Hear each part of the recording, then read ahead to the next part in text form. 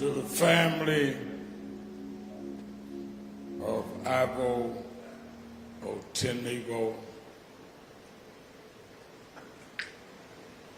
to his mother, Carolyn, his brother, and other siblings, to our pastor, former Mayor Dwight Jones, and to Dr. W. Franklin Richardson, who introduced me, and to the Attorney General of Black America, Ben Crump.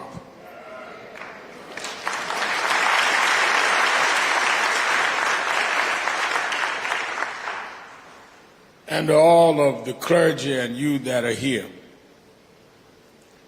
Let me say that when Ben Crump called me and explained to me what happened to Irvo,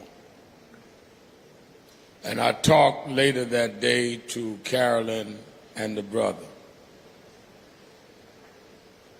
it seemed like another of a litany of ugly stories that we keep hearing. I thought about last night as we now watch people mowed down with weapons in Tennessee, and then now we hear to say goodbye to Irvo. We've normalized too much in this country. I mean, we act like it's normal that 9-year-old kids get killed for going to school. We act like it's normal that a young man who wanted to build a record company, despite him having mental illness, he had a dream.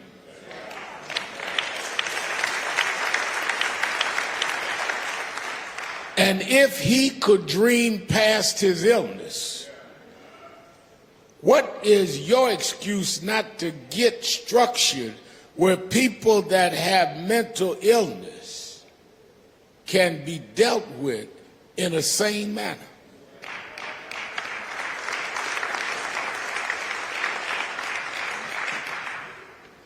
Then the videotape came out. I was already concerned, but when I saw the videotape and saw men that were sworn to enforce the law and others that were called upon to deal with the ill, and they began stacking their bodies on him. I know he had an illness, but what was wrong with them?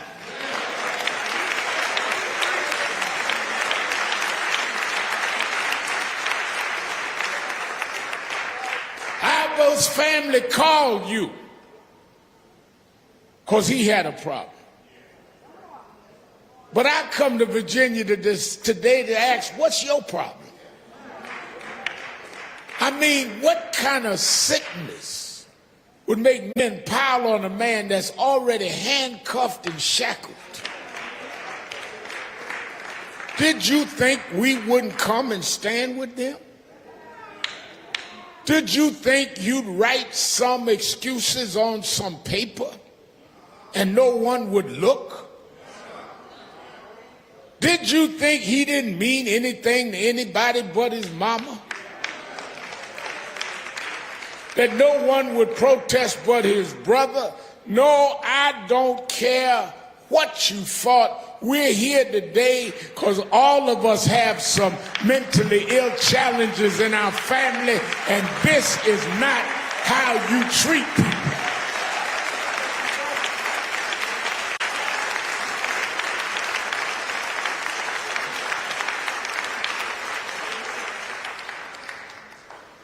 The disgrace was not Irvo had mental illness.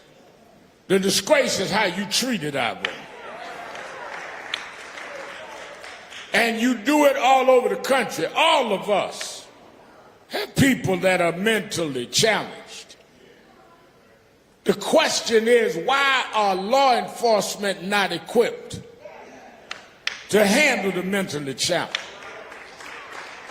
When you get a call, you should have people that know how to deal with mentally challenged. There ought to be parts of the departments to do that.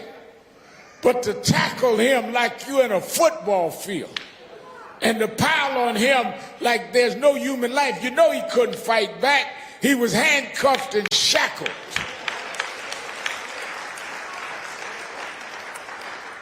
And if we sound angry, it's because we are. When they played the videotape and you heard him rapping, it showed some talent there. That if he'd been cared for rather than careless law enforcement, he could have been a shining example of how people, despite their challenges, can be productive anyway. But I want Carolyn to know that he's going to be used anyway as a symbol of no matter what the mental illness, we're not going to allow you to just treat us any kind of way.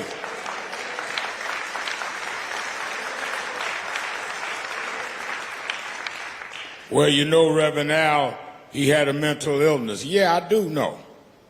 And I know there's something ill about people piling on a man shackled and handcuffed. I thought about Reverend Stephen Marshall, who's traveling with me, and I were talking.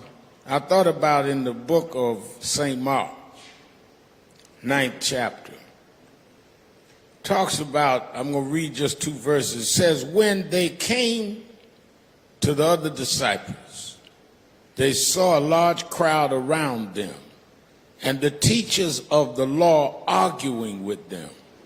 As soon as all the people saw Jesus, they were overwhelmed with wonder and ran to greet him. What are you arguing with them about, he asked.